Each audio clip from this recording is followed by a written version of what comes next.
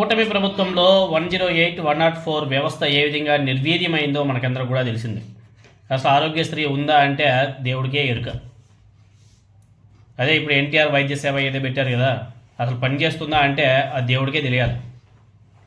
ఇవన్నీ ఒక ఎత్తు అయితే, మంత్రి రాంప్రసాద్ రెడ్డి గారి నియోజకవర్గం రాయచోటిలో 104 వాహనాలు మాయమైపోయాయి. మరమ్మతులో ఉన్నాయని చెప్పేసి పక్కన పెట్టినటువంటి 4 104 వాహనాలు కనిపించకుండా పోయాయి. రాయచోటి ప్రభుత్వ ఆసుపత్రి ఆవరణ నుంచి 104 వాహనాలు మాయమైతే ఎవరి అనుమతి లేకుండా డంపింగ్ యార్డ్కి కొంతమంది సిబ్బంది తరలించేశారంట. ఎవరి పర్మిషన్ కూడా లేదు, ఎవరిని అడగలేదు, ఎవరి అనుమతి కూడా లేదు. 4 104 వాహనాలని డంపింగ్ యార్డ్లో పడేశారు. అవి చాలా లేటుగా వెలుగులోకి వచ్చాయి. 104 వాహనాలని ధ్వంసం చేసి వాటి సామాన్లు అమ్ముకున్నారనే ఆరోపణలు కూడా గట్టిగా వినబడుతున్నాయి.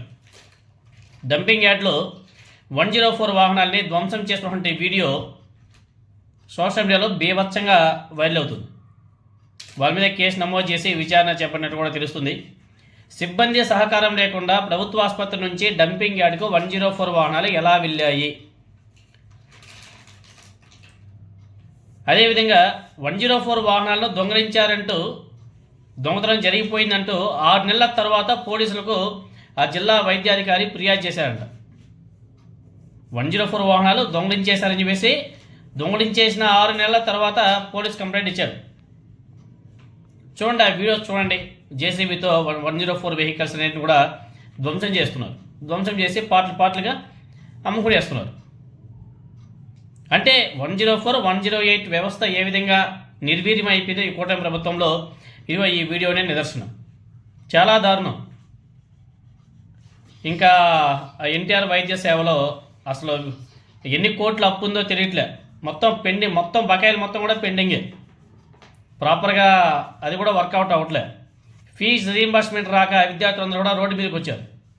అసలు ఏ వ్యవస్థ సక్రంగా నడవడం లేదు.